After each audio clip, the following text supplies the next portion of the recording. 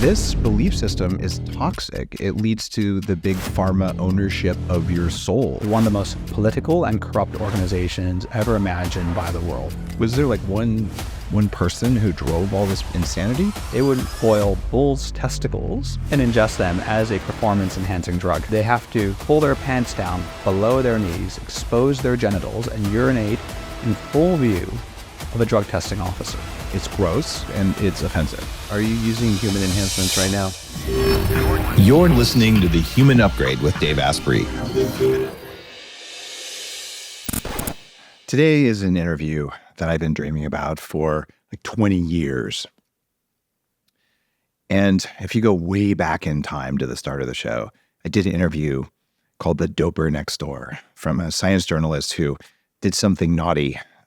He used normal testosterone replacement in his 40s to improve his athletic performance. But because he was a racer, he was kind of like, I'm a doper.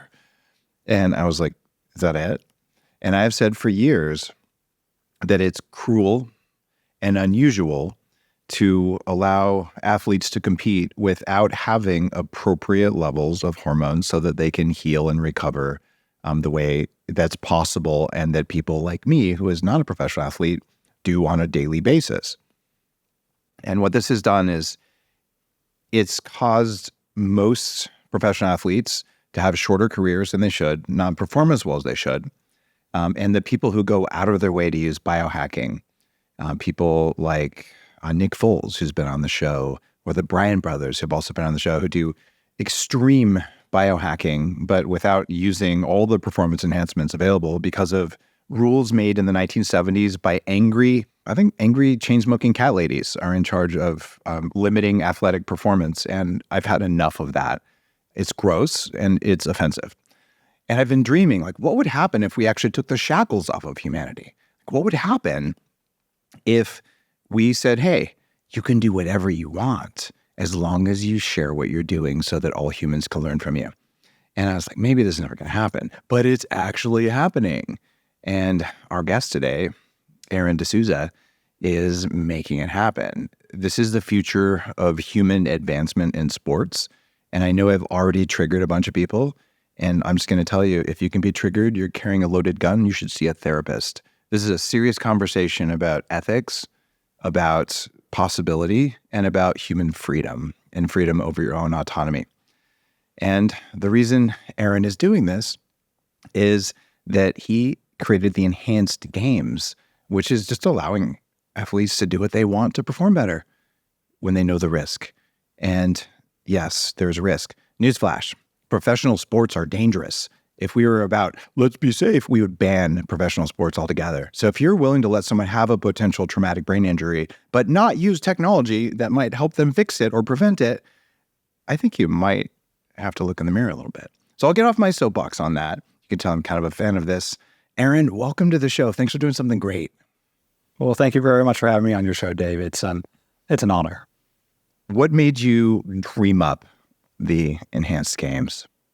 Dave, I'm a voracious reader, and for 20 years, I've been studying the Olympic movement and international sports. I started my life, going to college, and shortly after the Sydney Olympics in Australia. And I always thought to myself, this Olympics thing, it's really interesting, but there's a few core problems with it.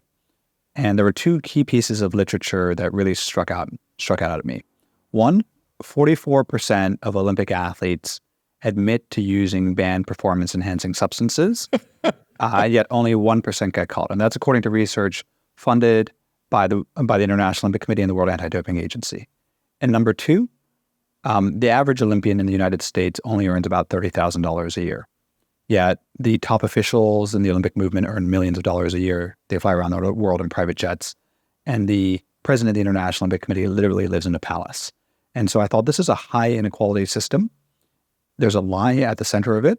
And so why don't we think about how we can do this better and create a better, more fair system for sports?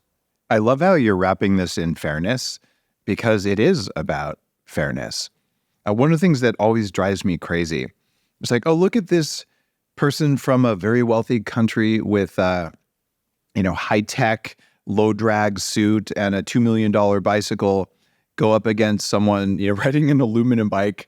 And of course, technology, of course, spending, it changes things. And why some kinds of technology are acceptable, but some aren't, no one can tell you why.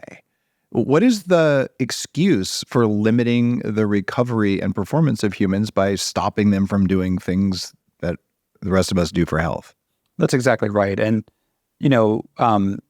the fans of the world may think that performance-enhancing drugs are illegal. But in fact, again, according to research funded by the International Olympic Committee, 25% of the goods on the shelf at your local GNC will get you banned from Olympic competition. The vast majority of performance enhancements are legal.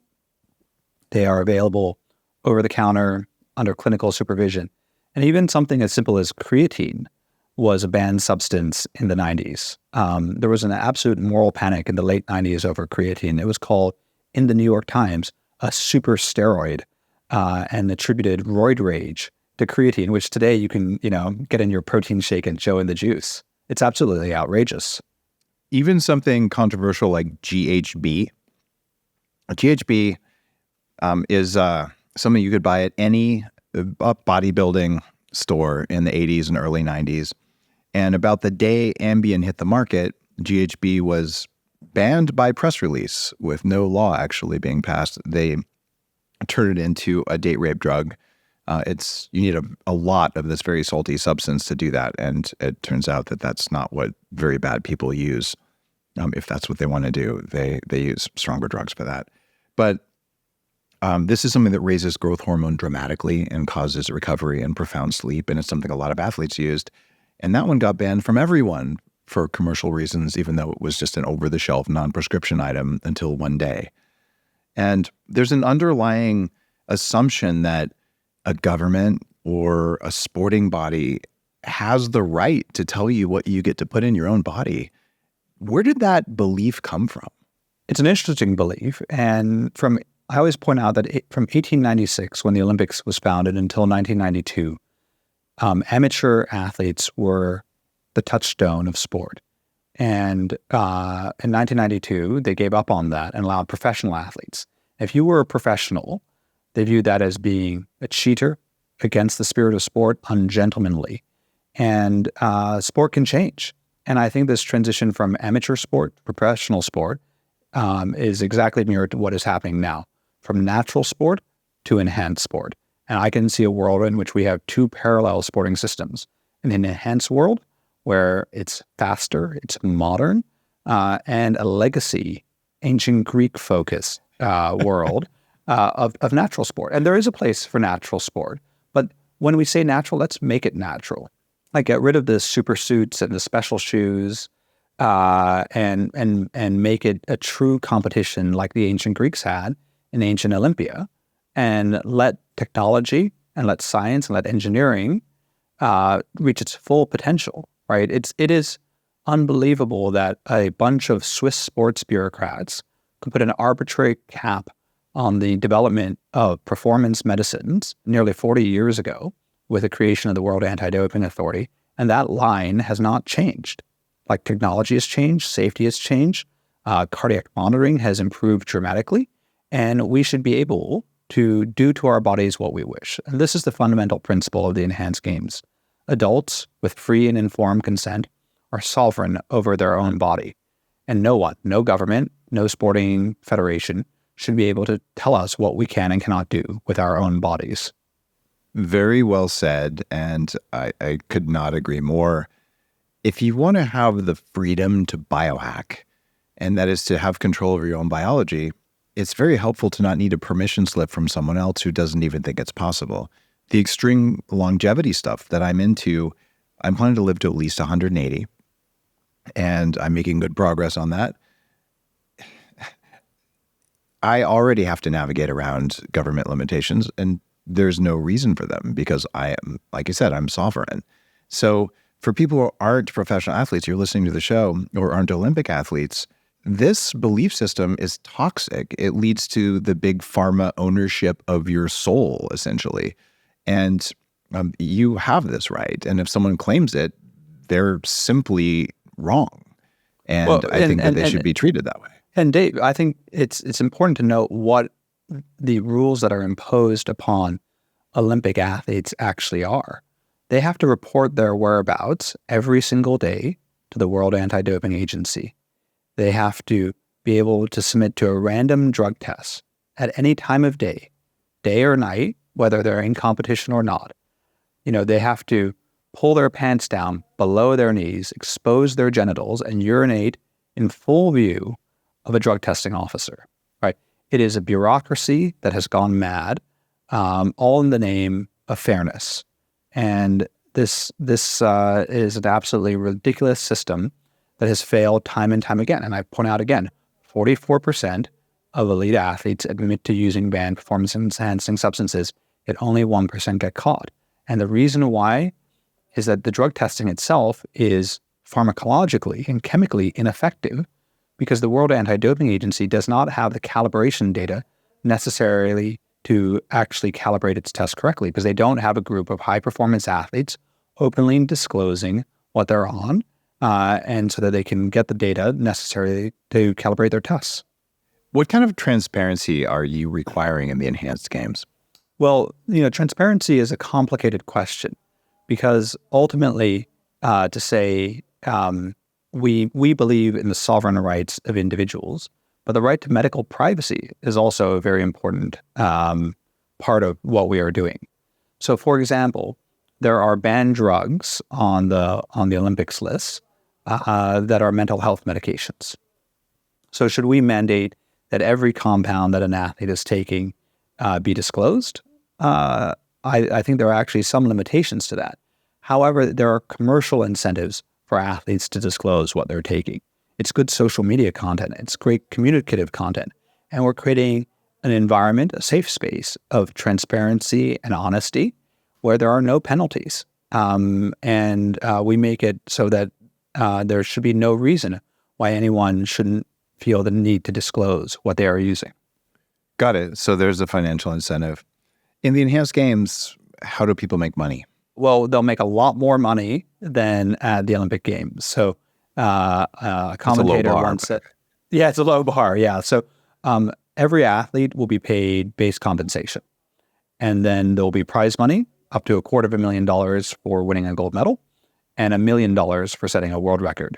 And so our aspiration is 10x the compensation for as compared to the Olympic Games. Is the World Anti-Doping Agency a nonprofit or is it a private company?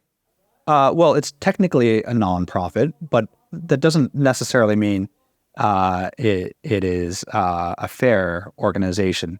So the World Anti-Doping Agency is effectively a subsidiary of the International Olympic Committee, and the Olympic Committee elects itself. And this is really important to note. It is not accountable to the athletes of the world or to the governments. It is literally a self-perpetuating bureaucracy that is one of the most political and corrupt organizations ever imagined by the world. Bribery scandal after bribery scandal, decade after decade, at the absolute highest levels. And somehow the Olympics continues to exploit host cities in particular by convincing them to pay for billions of dollars of infrastructure. You can go to Athens or Rio or London, and you can see the ruins of Olympic excess. And the core problem about the Olympic Games is that they build a dozen stadiums and then they throw them away after 2 weeks. It is literally one of the most wasteful exercises in human history. Wow. So I guess you couldn't just grow so big that you could acquire the Olympics? There's certainly a possibility of that one day. But I'm rooting for you. But Dave, like, why would Uber want to acquire the taxi cabs? Why would Netflix want to acquire Blockbuster? That's a burn. We're building a fresh sports stack on new rails from the ground up. I like that view. The Olympics are the ultimate avenue of human competition, and something very beautiful to see that high level of competition. The Olympic Committee has never had competition until we created the Enhanced Games. And they're afraid of that competition. And I believe we will win.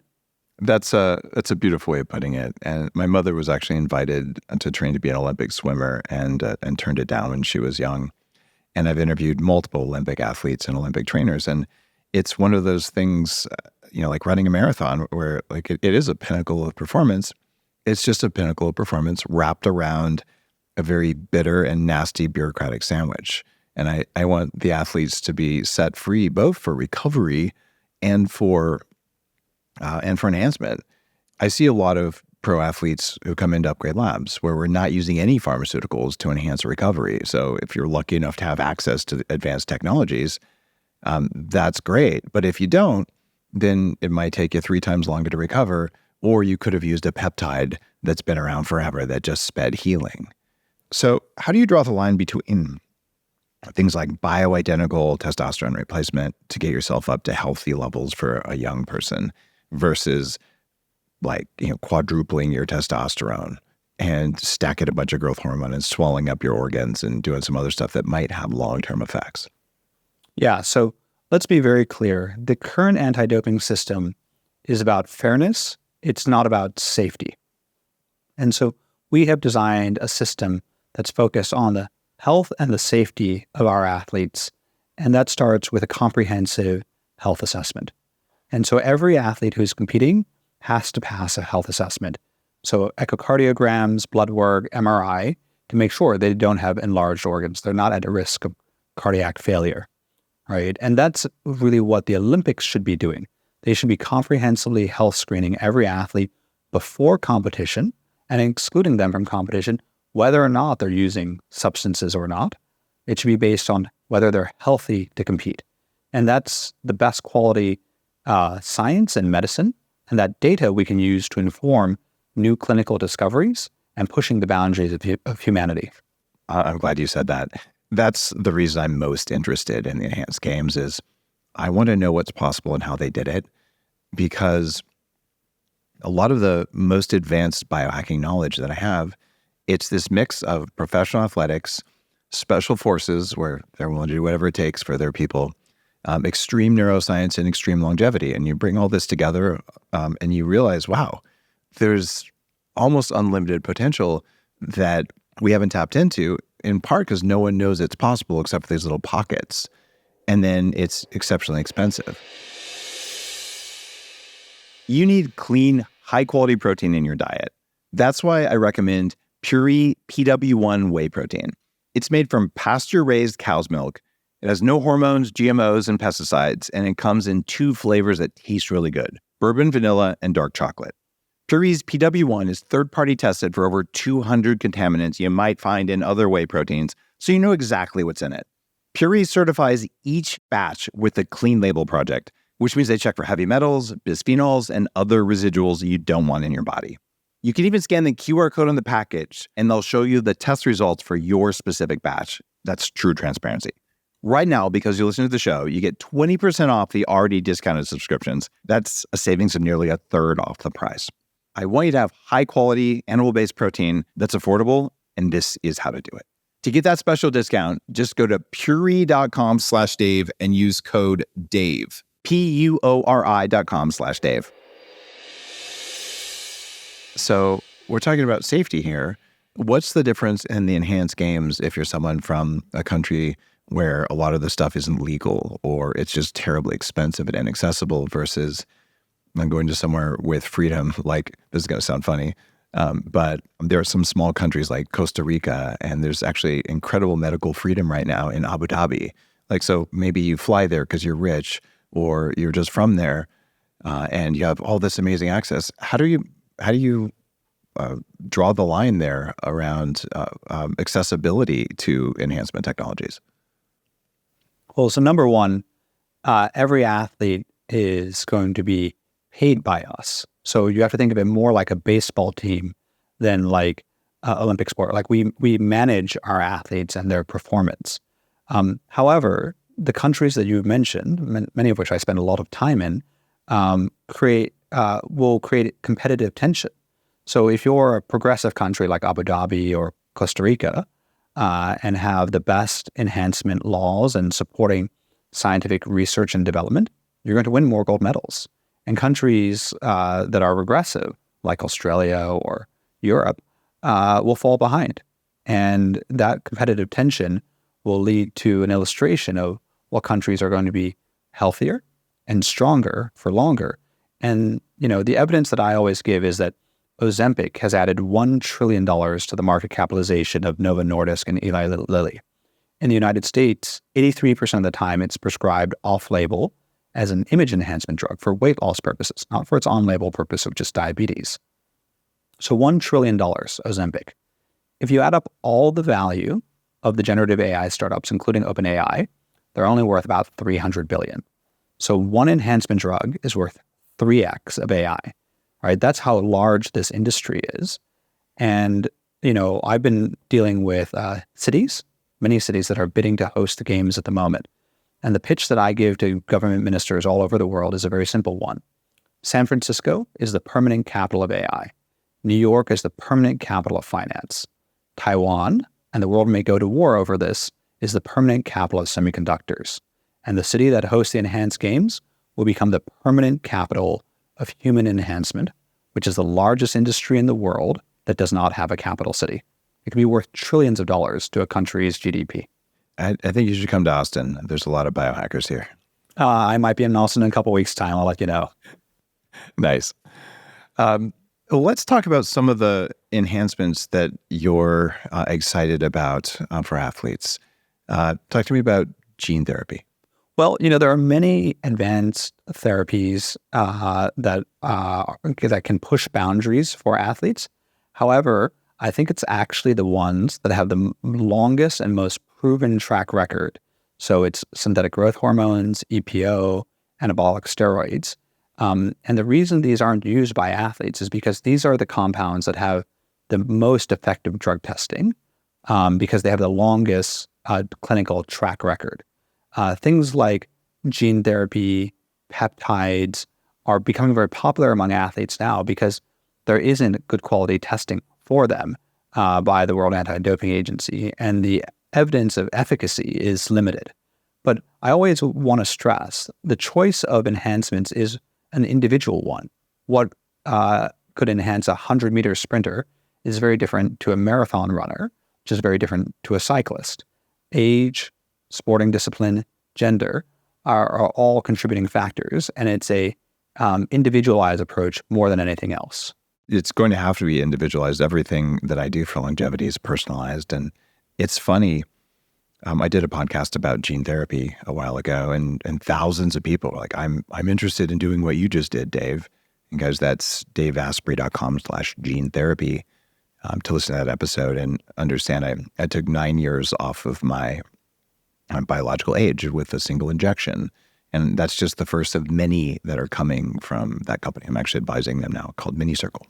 And I look at this and I say, man, for our athletes, we want to do this. A long time ago, Liz Parrish was on and talked about similar technologies. So these are cutting edge, but you're talking about not even controversial things. Well, it's very controversial in the sports world. Yeah, I can tell you, I can show you the book of headlines that the media has written about me. There's been a lot of criticism in the legacy media. There's also been a lot of interest in the Enhanced Games.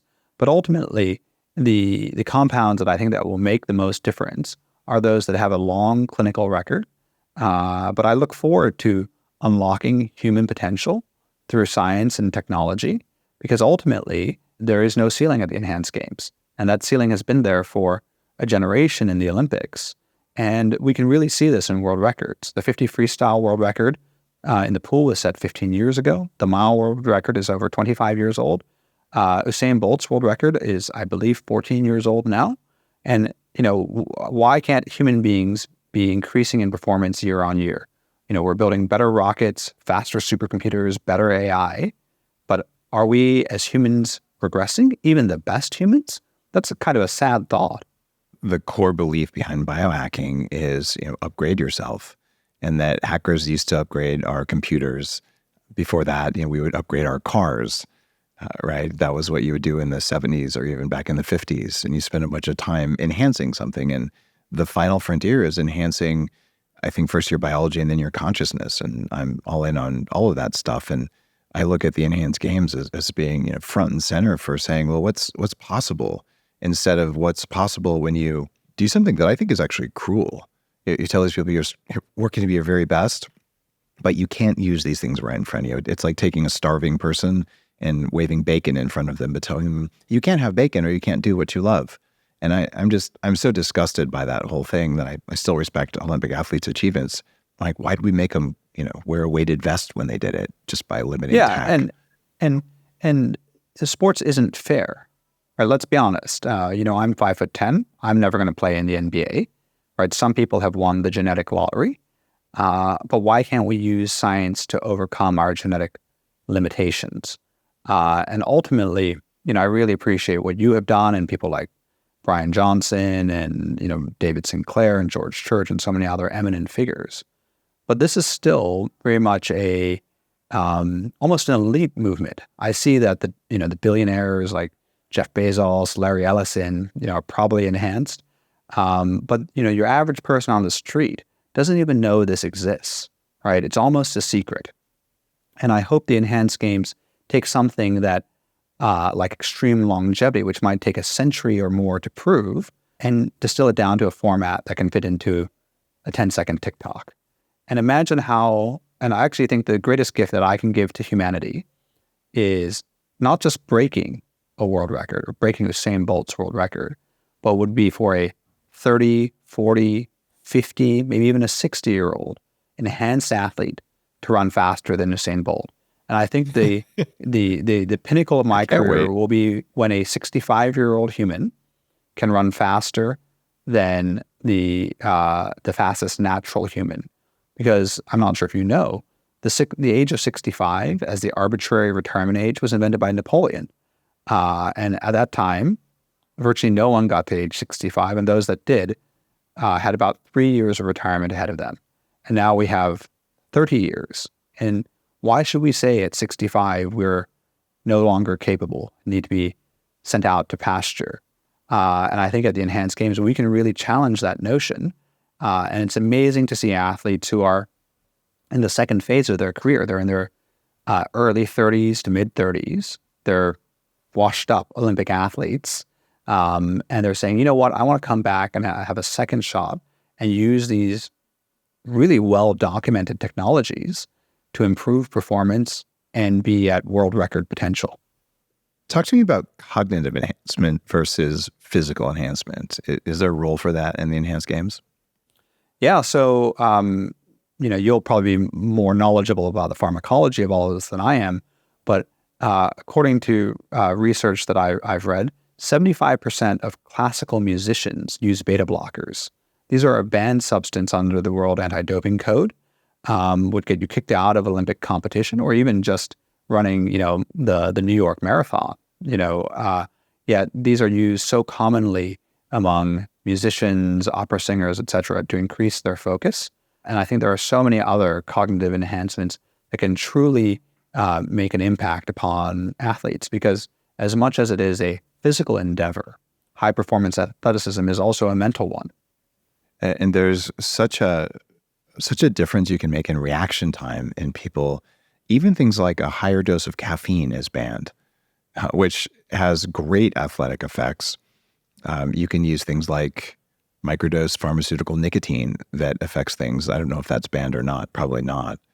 But I would sure want to be. I'm not sure about nicotine, but high doses of caffeine were banned until very recently. Oh, they got over that. Okay, good. Well, in Olympic sport, but in some other sports, it is still banned. And I actually, in one of the very first media interviews I ever gave, was debating with Piers Morgan, who's a very aggressive interviewer. And he said to me, Aaron, this is just cheating, right? You're allowing drugs in sport. And he had a cup of coffee on the TV set. And I said, Piers, should the government, should a regulator, should an unaccountable bureaucracy be able to tell you how much caffeine you can and cannot drink? And he was like, of course not. Well, that's exactly what the International Olympic Committee and its cronies do. What did he say? That's so good. He was flabbergasted. It's a great YouTube clip. You're taking all the limits off, and you're saying anyone can take anything. So if people want to win, and they think there's money at the end of it, or a big prize, or whatever it may be, they're going to take a lot of stuff, and that is going to be very dangerous. Well, we must believe that athletes who are adults with free and informed consent should be able to make choices about their own bodies. My body, my choice. Your body, your choice. Enhancements are present in our society. I'd say you have a coffee cup right there. Caffeine is the most used enhancement probably in the world, right? And should the government or should some paternalistic sports organization be telling you peers how much caffeine you should be able to drink? All right, Mark. Again, I think the idea of this is insane, but it's a coherent argument if you want to go to that insane way. My issue, I think, my concern like yours, is it just seems incredibly dangerous. It's funny, on my bicep here, I have a tattoo of the caffeine molecule. It's Mother Nature's original smart drug. And like, find a culture that doesn't have tea or coffee or cacao or another source of caffeine or a similar substance as part of what they do. And it seems like it's a core drive for us. And it's one of the funny things where you're allowed to drink alcohol and you're allowed to have coffee and allowed to smoke a cigarette, but we can't do all these other things. It's so absurd. It is absolutely absurd. And the history of enhancements is actually a fascinating one. So the desire to enhance oneself for athletic reasons goes all the way back to ancient Greece. They would boil bull's testicles and ingest them as a performance-enhancing drug. And this dates back all the way to the ancient Olympiad. And the use of enhancements was perfectly common in the early Olympiad and really only became a cause célèbre in the 1970s and the 1980s, just at the same time as the IOC was losing the fight against professional sports. And so you have to ask yourself the historic question, why is it that they are so obsessed about the place of enhancements in sport? It's really a method of control over the athletes, in my opinion. The athletes, Olympic athletes don't get paid any money, yet they're the core value creators. Why don't they unionize? Well, they can't unionize because nearly half of them are using banned substances, and they're virtually all getting away with it. Wow. Was there one angry person maybe who was bullied in third grade who started the World Anti-Doping Association, just watching like, it's not fair, it's not fair? Was there like one person who drove all this insanity? Well, actually, the person who created the World Anti-Doping Agency is a gentleman named Dick Pound. He was the vice president of the International Olympic Committee. I believe he's Canadian, and he's the one who really advocated for it. But when he created the World Anti-Doping Agency, he suggested a parallel system. He suggested that athletes should be able to make the choice between participating in what he would call clean, but I would call it natural sports, and competing in non-natural sports.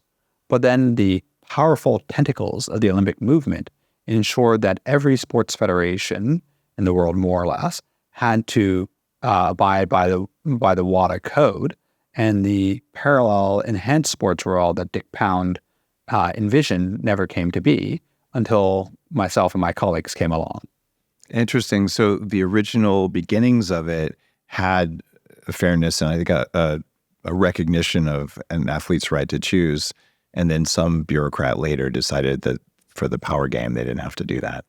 Well, it's actually a very simple power game because if you're the International Olympic Committee, the most important thing is the money. And where does the money come from? It comes from broadcast rights, particularly NBC. The Olympic television rights are worth about $4.5 billion per Olympic cycle.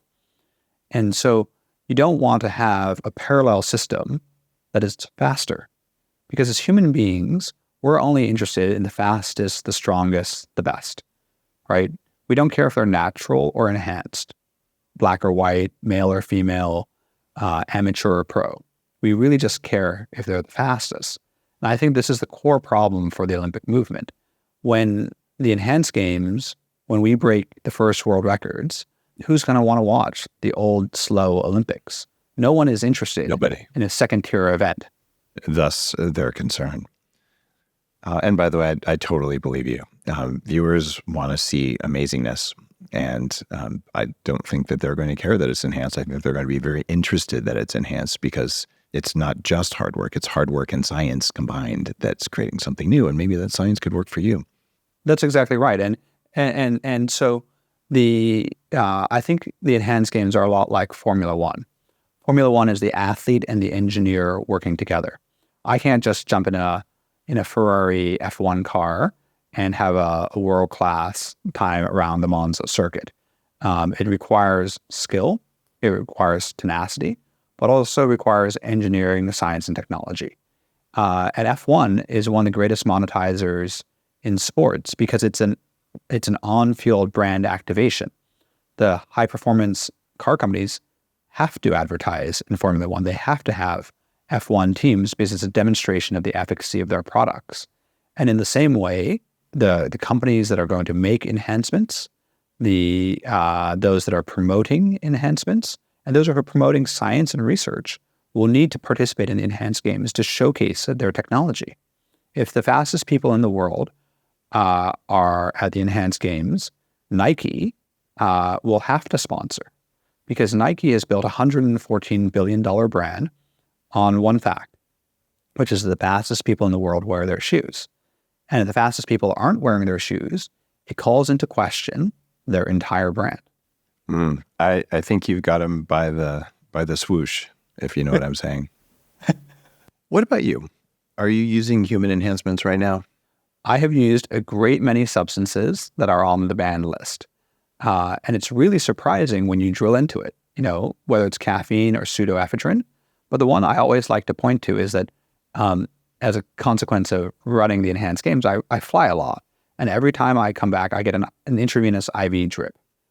And if in using more than 500 milliliters in any 12-hour period, we'll get one banned under the World Anti-Doping Code. Oh my God, that's right. It's brutal. You can't totally hydrate. Yeah, it's totally clowns. Ridiculous. And if anyone's a long haul traveler, the best way to get over jet lag is an IV drip.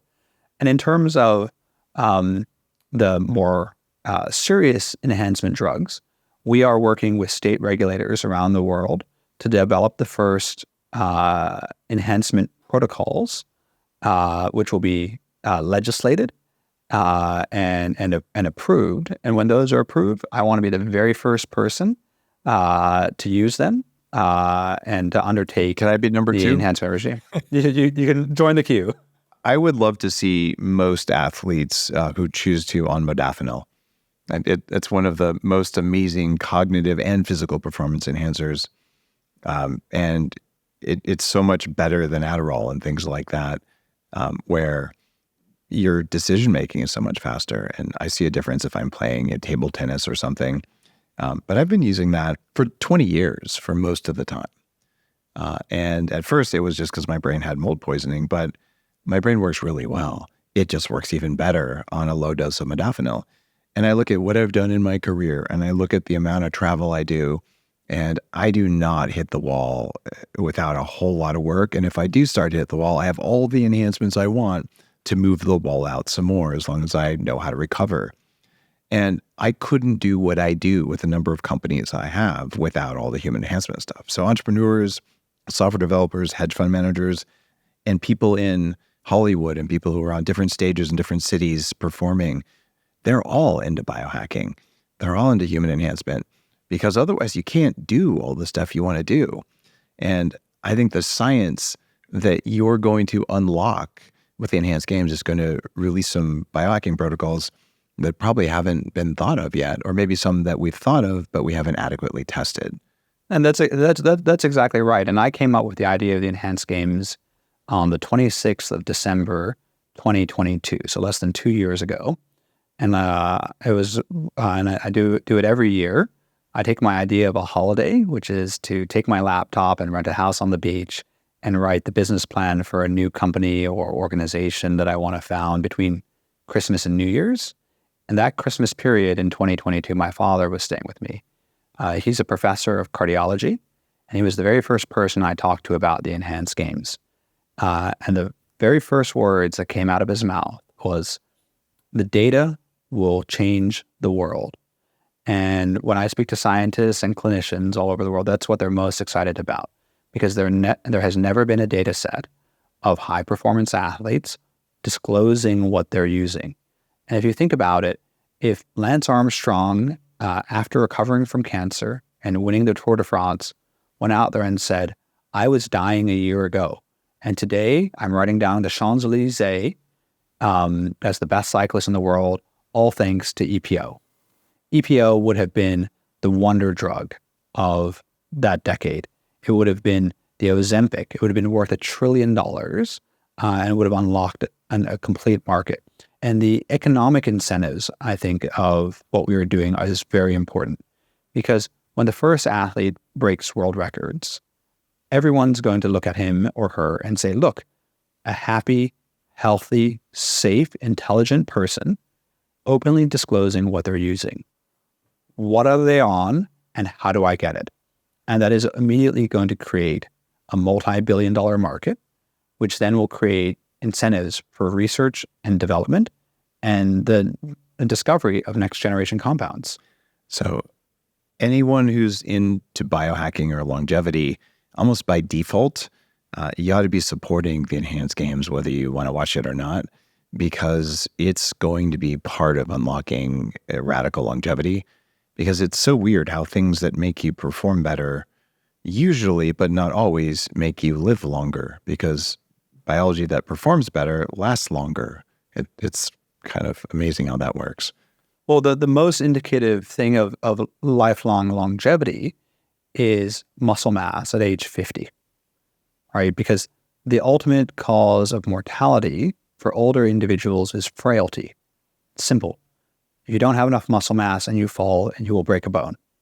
And the same compounds that allow athletes to jump higher and run faster will allow my father and my mother to walk up a flight of stairs as they get older. And that's really important. And we should unlock that technology. And that's why, Dave, this is truly the mission of my life. Because I don't want to be there in my 70s and 80s starting to feel old and debilitated when I know I actually have the chance to solve this problem, not on a scientific level, but on a economic and cultural level. And I always say we are in the business of cultural change. You and other leaders in this field have done so much to lay the groundwork. And now what we are doing is going to make a made-for-television moment with a viewership, I have no doubt, that will be the scale of the Super Bowl, that will showcase what human enhancement technologies are capable of, and that will really expand the Overton window and our imagination as a collective humanity of what is possible. And we can move to a new threshold where we are higher, faster, and stronger. Wow, man, this has been a dream for so long. So I'm really grateful that you're stepping up and doing this. How do you handle the attacks from peers and all the other people saying you're a bad person? Do you have a specific pharmaceutical for that, or what's your deal? No, I enjoy the criticism. I enjoy the criticism a lot because it is creating a conversation. And whenever a critic points something out to me, I always say, let's talk about this in a scientific way. So when, for example, people say steroids, they're unsafe, I say, well, let's talk about safety. And I always point to a survey done by Professor David Nutt of Imperial College London, published in 2012 in The Lancet, which is one of the foremost medical journals in the world. And it showed the social and individual risk of performance and recreational drugs. And do you know what the highest risk drug was? Alcohol. Alcohol is number one. Heroin is number two. And at the opposite end of the spectrum was anabolic steroids without clinical supervision. This is underground, self-administered.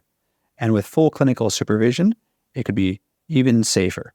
And you know what wasn't on the list? Sugar or processed food. And I always point out the fact that the two longest serving sponsors of Team USA at the Olympics are McDonald's and Coca-Cola. Two organizations that have done more damage to public health than any other company or organization in the totality of human history. And read the history books. They built their brands on the back of sports, particularly Olympic sponsorship. This is very, very true. If McDonald's and Coca-Cola came to you and said, we want to sponsor the Enhanced Games, what would you say? I'd say no. I would say no. Wow. It would be a tough decision to make, but on an ethical level, I don't think I could take their money. Right? They are not doing anything to advance human performance. They're masking sugar and processed food as sporting supplements when the science does not support that on an evidential level. The core tenet of our decision-making at the Enhanced Games is always, we make decisions on a scientific basis. I have a PhD, half of my team have our MDs, PhDs, have rather advanced degrees, and we always make our decisions based on a scientific level. For years, you've heard about gut health on the show, and you know that I'm constantly looking for the best things that work. Omnibiotic Detox is a clinically backed formula that supports your gut health and your liver function at the same time. I take it very regularly because I like to enhance my performance, my energy, my longevity. There's a ton of research behind Omnibiotic, and that's why it's potent and effective, and that's why you get results. Your gut health affects everything you do, and Omnibiotic is a way to improve it. Check out omnibioticlife.com/Dave and use code DAVE20 for 20% off. What if a brand that's promoting veganism for athletes wants to sponsor, given that almost every athlete who's gone vegan starts getting injured and keeps getting injured for the rest of their career until they stop being vegan, including Usain Bolt, who broke the world record and then kept getting injured year after year after year? Would you take, plant-only companies? Well, that's an interesting question.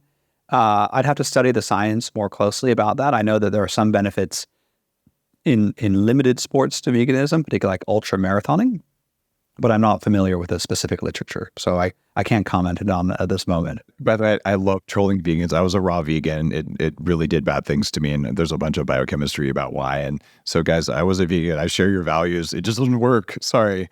But I'm more asking you the question because, there will be a scientific perspective, and I just had to train ChatGPT. It kept answering questions stupidly about scientific things. I said, look, for each of the answers you just gave me, there's a counterpoint that's also supported by studies, and science is not a democracy.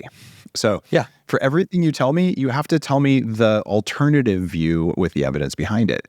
And the whole quality of my query has changed because now I'm getting real science instead of, voting for science. The fact that all scientists agree on something, the world would still, not be revolving around the sun because Galileo, wouldn't have been able to do his thing. And even as it was, he kind of got killed for that. So we're really working on freedom of thought. And maybe someone's going to come in and say, I want to do my own protocol. And I'm going to go back to the Greek, boiled testicles and hang out with Liver King. And that's not a dig, by the way. He's using testicles as performance enhancement. And I want to do something that you guys think is total bullshit. Would you let the athlete do that? Yeah. So ultimately, rule number one is an individual is sovereign over their own body. An extension of that sovereignty is the right to enhancement and a right to take risk. And I think this is something, as a society, we've gone quite wrong on. We focus too much on individual safety, mental safety, and we don't really think about the necessary requirement to take risk. I live in London, and I see a failing British economy all around me because the risk appetite on an individual, on a societal, and a governmental level is all wrong.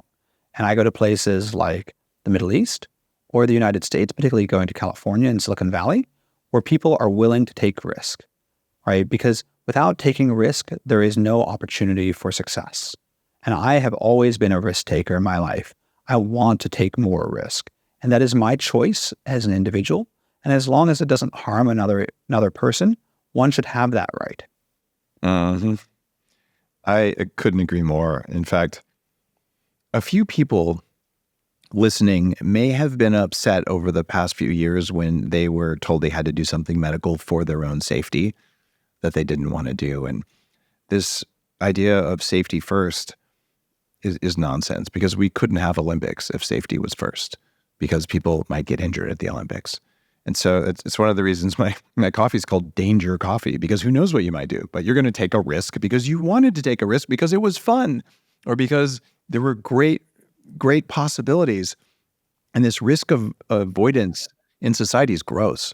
Yeah, and I think it's a really toxic factor of the era that we live in, that safety first has become the mantra. I think the mantra of our society is take intelligent risk, right? We shouldn't be jumping out of airplanes without parachutes just because we can, right? But individuals should be able to take intelligent risk, and we should teach our young people about taking intelligent risk. So, I drive a car, but I wear a seatbelt when I drive because I've seen the evidence, and I believe that significantly reduces the risk without much incremental cost. But some people are more comfortable and they're willing to ride motorbikes, and motorbikes are 263 times more likely to kill you on an American road. I choose not to do that. That's a choice I make for myself. But, those who wish to ride motorbikes should be allowed to do so. And, this distinction is often a very gendered one. Pole vaulting has been a sport that men can participate in at the Olympics since the very beginning. But only within the last couple of decades have women been allowed to pole vault, because it was viewed as being too dangerous for the fairer sex to be allowed to participate in such a dangerous sport. And I don't think that's fair. And I don't think that any government or sports federation should be regulating the amount of risk that individuals are allowed to take, particularly when we have full and informed consent. I love that answer. All right, now it's going to get a little sticky. So there's been a little bit of scandal in the sporting world when you have people who surgically alter themselves to change their gender, or at least to change some aspects of it. And then, people competing in different categories has created situations that are clearly not fair. How will the enhanced games handle someone who has changed their gender and wants to compete in a different category? That's a great question, Dave, and it's one I receive quite frequently. And I would say we make our decisions on a scientific basis. So we don't use the term man or woman, or male or female. We use the terms XX and XY. And so athletes will be competing in the XX 100 meter and the XY 100 meter. Now, what a that clean solves solution for that. Well, it seems to be a clean solution on the surface level, although there is some complexity to it. And so now I'm going to give these numbers off the top of my head, so I might be a little incorrect, but there are 99.99% of people are either XX or XY. There are 43 known chromosomal abnormalities, 40 of which are attributable to XX or XY. And there are 3 that are not. So that's where the binary classification breaks down.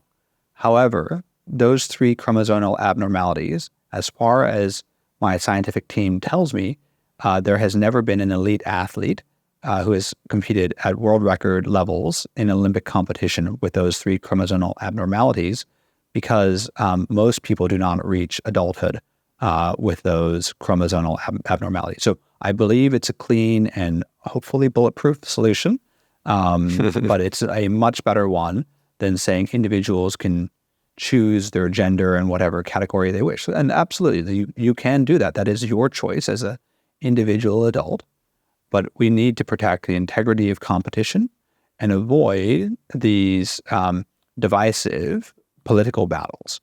Because ultimately, the enhanced games are not like the Olympics. The Olympics are about politics. They're about politics between nations, and we are about science and the future. And so we make all our decisions on a scientific basis. God, that's so clean. Is this going to drive a lot of our XX athletes to take as much testosterone as a man would and compete with beards and bulging muscles because that's the best way to win if you're an XX? Again, that's a choice that individual athletes can make for themselves as long as they pass the health assessment protocols. As long as they are healthy to compete, they can do what they wish with their own bodies. When we talk about healthy to compete, there's also, will they be healthy 25 years from now based on what they do to compete? Is that part of the assessment? As much as is scientifically possible. Obviously, predicting the future 25 years out is not an easy thing to do. But even today in Olympic sport, right, elite athletes put their long-term health at risk. I was an elite cyclist, I rode 1,000 kilometers a week for over a decade. And to this day, I have hip issues as a result. And would I trade that decision in any way, shape, or form? Of course not. And I think that's a choice that individuals, again, with free and informed consent, should be able to make for themselves. Very, very well said. There's a lot of things that we do when we're young that we might regret when we're old, but we have the right to do them anyway. And that can include staying up all night, drinking lots of times. It can include, smoking way too much cannabis. And it can include, exercising to the point of absurdity and harming yourself. So if we're allowed to do those things, why wouldn't people be able to make that choice for themselves as pro athletes? I like Absolutely. that thinking. Yeah, and I think that there are many things that a young person might do that their older self may regret, but the inverse of that is also true. I think there are many things that older individuals wish they did, and I'm sure you in your younger days wished you knew you had all the knowledge that you have today to equip you to make better decisions about your own health. In fact, all the stuff that I write is written so that if I'd have just had this when I was 18 years old, it would have saved me millions of dollars and reduced a lot of suffering, and it would have just created a lot of freedom. So I know it's helped a lot of people because I meet them on the streets going, wow, like I had a big shift just because I understood this was possible. And I think what you're going to do at scale, if you get the kind of viewership that I think you're going to get, it's going to open 1,000 times more people up to this idea that there are ways to basically be in a different state than you ever thought was possible. And of course, it goes to longevity and things like that. Yeah, and the reason why I believe we will succeed is a very simple one. It's that, and it's a lot like why Elon believes Tesla and SpaceX will succeed. So the bankers will always say Tesla is overvalued. How can it be worth more than every other car company in the world put together? And Elon will always say Tesla is undervalued for one fact and one fact alone. And you know what that is, Dave? I don't know his one reason for that, no. It's very simple. Tesla is the number one choice of employer of engineers of any company in the entire world. And SpaceX is number two.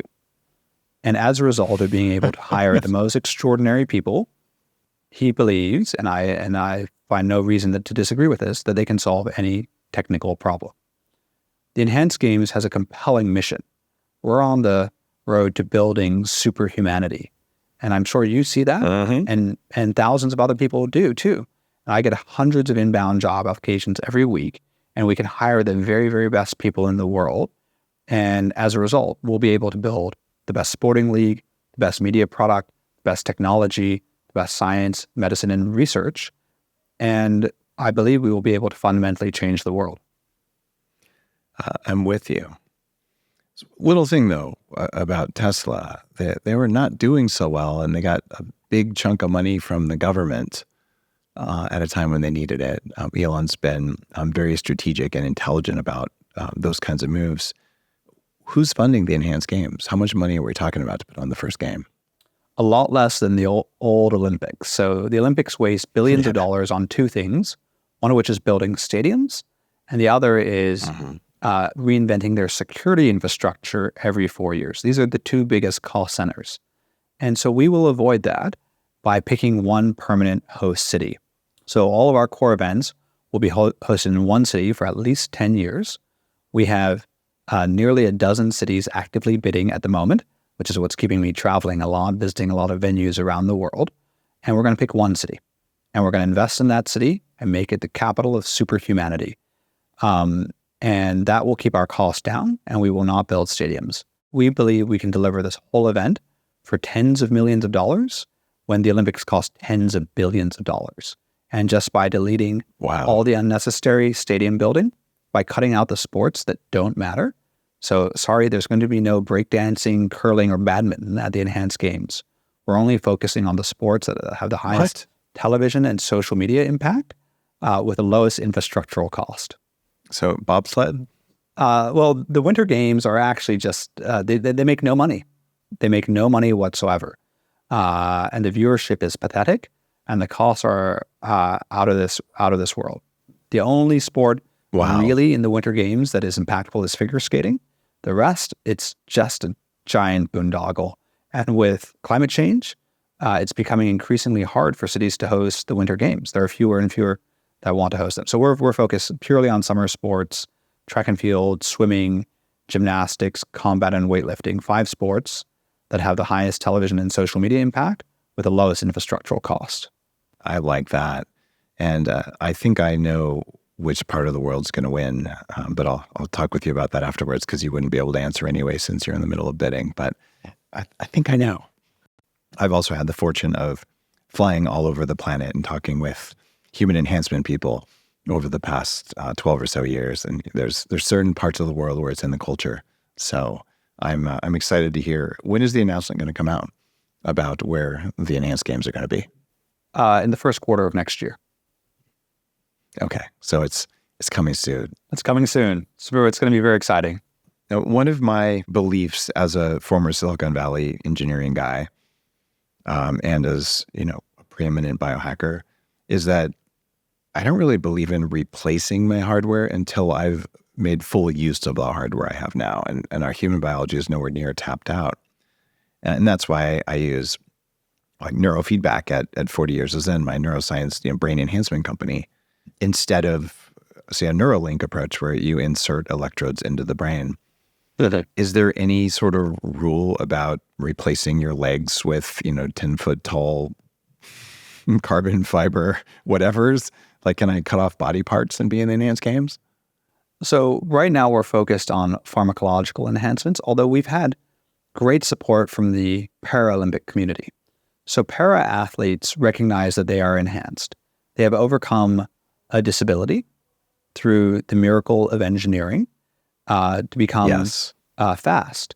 And actually, it's really interesting to see over the last 50 years, the performance of para-athletes has increased dramatically because they went from using steel wheelchairs to titanium ones to carbon fiber ones, such that now, for example, the para-marathon is competed faster than the able-bodied marathon. And so we see a huge potential in engineered enhancements, in potentially brain-computer interfaces with AI decision support, and a whole raft of technologies, as long as we can ensure that it's being done in a safe manner, consistent with the spirit of sport. I don't want athletes to cut off their legs and put springy carbon fiber legs on without a proper, thoughtful, and intelligent process backed up by scientific evidence. So let's say an athlete really determined to win accidentally fell asleep with their legs on a train track and an ambulance sitting right next to them so that they could get carbon fiber legs. Can they still compete? I'd have to take that to my scientific and medical commission to make an independent decision about that. But this is the Oscar Pistorius challenge, right? So Oscar was hoping to compete in the Olympic Games, not in the Para Games, using carbon fiber blades, and it was a huge undertaking. So it's Pandora's box. We thought it was simple, or, maybe the world thought it was simple to say, well, individuals can pick their gender.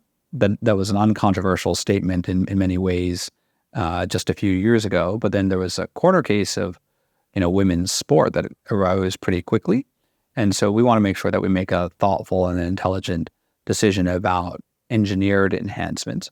But I'm really excited by the potential of engineered enhancements. I could see a world in which more probabilistically, individuals are wearing, say, Apple Vision Pro goggles while throwing a javelin with real-time decision support, or a swimmer who has implants on their goggles measuring their pacing as they're swimming. These technological advances are going to make a tremendous difference.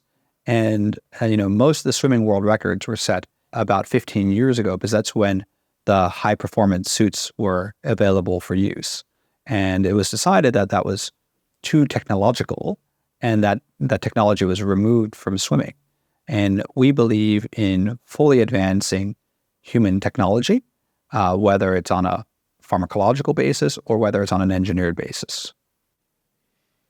It's going to be really exciting to see what engineers come up with when the gloves are truly off instead of just following a set of arbitrary rules. I'm just truly intrigued to see what happens when the designers of things like bikes or suits or shoes or anything just don't have crazy limitations. I'm pretty stoked. Cycling is a good example. So in cycling, I believe that there's still a weight limit on bikes. Not an upper limit, but a lower limit of only 6.8 kilograms.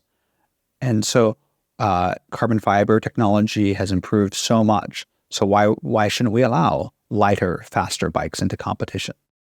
So I've got a question from the Upgrade Collective. This is a group of people who sit in for the podcasts live. You guys can go to ourupgradecollective.com if you want to be part of the conversation.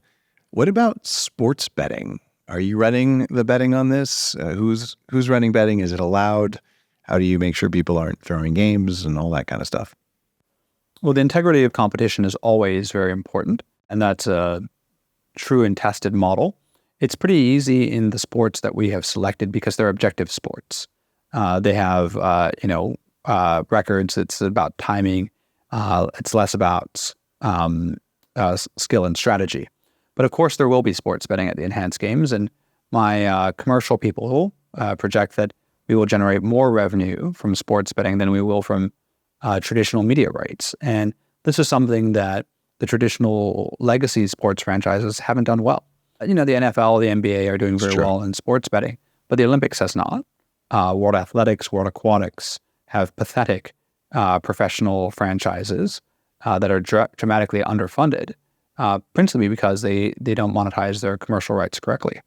When I started this, I read hundreds of books and scientific papers. I gathered all the evidence and really prepared myself because I knew that when we started to come out with this idea, it will be criticized by everyone. Because we're Uber, we are Netflix, and the taxi cabs and Blockbuster, which is in this case the International Olympic Committee, which is a $100 billion century-old monopoly, risks losing it all. And that's the market we have to capture. It's one of the biggest, most durable markets in the entire world, and they will do everything to stop us. But simply, when the first world records are broken, we will win. It's actually just a massive cultural change, and we live in the era of the fastest cultural change in human history, thanks to social media. Calling the IOC Blockbuster is one of the most epic digs I've ever heard. Well, calling an organization Blockbuster just 20 years ago would have been a great compliment. You would have said that is a durable, global monopoly business that has been around for decades, that employs tens of thousands of people, that almost seems unsinkable. But of course, we live in a world of great change, and it is unfortunate that it has taken so long for this change to come to the world of elite sports. And truly, the Olympics are the crown jewel of human physical achievement. And it is right time that disruption came. It is indeed. If listeners want to get involved, either to compete or to support or to sponsor the Enhanced Games, I know you're at enhance.org, but what are the best ways to start getting involved? Any of your listeners are very welcome to email me. It's Aron, Aron, at enhance.org. I will read every single email that you send. I will respond to the vast majority of them. And I enjoy hearing from our fans, supporters, and even our critics. And I think the best way to be involved, if you truly believe, this is to your listeners out there, that you are one of the most talented, capable, and driven individuals in the world, and you want to be a part of a mission to build superhumanity, please email me your resume, because we're hiring and we're going to build the highest performing team. So what I always say is the Olympics are this wonderful avenue of showing the best of human potential and the best of human team collaboration. But The International Olympic Committee and the sports bureaucracies like FIFA are very low-performing organizations. Dave, you worked in Silicon Valley. You've seen truly what high-performing organizations are like.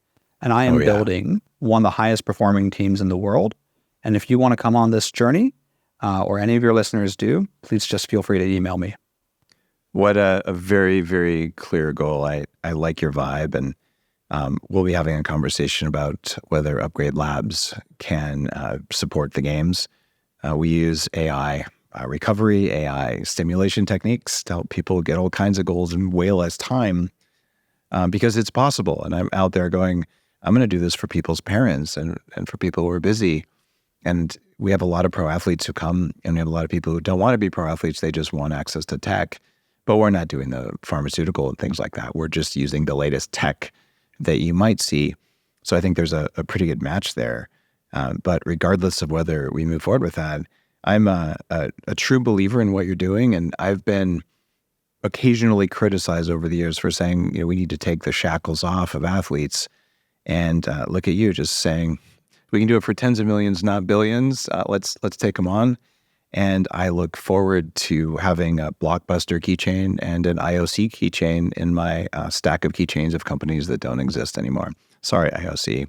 And for all my Olympic athlete friends, guests on the show, you've done something incredible, something that's the best in the world with an absurd set of limitations that you overcame. I want to see you do it again without the limitations. Aron, you're a rock star. Thanks for doing the hard work. I appreciate you. Thank you very much for having me on your show. If you liked today's episode, share with a friend. This is going to create a change in society. I am the guy who created biohacking, and I've done some other big stuff in tech. I have a spidey sense for these things. I can tell you the stuff that's going to be big in the future. This is one of them. So make sure you check it out and leave a review for the show. And if you feel so called, I always appreciate people drinking danger coffee because who knows what you might do. I'll see you soon. See you next time on the Human Upgrade Podcast.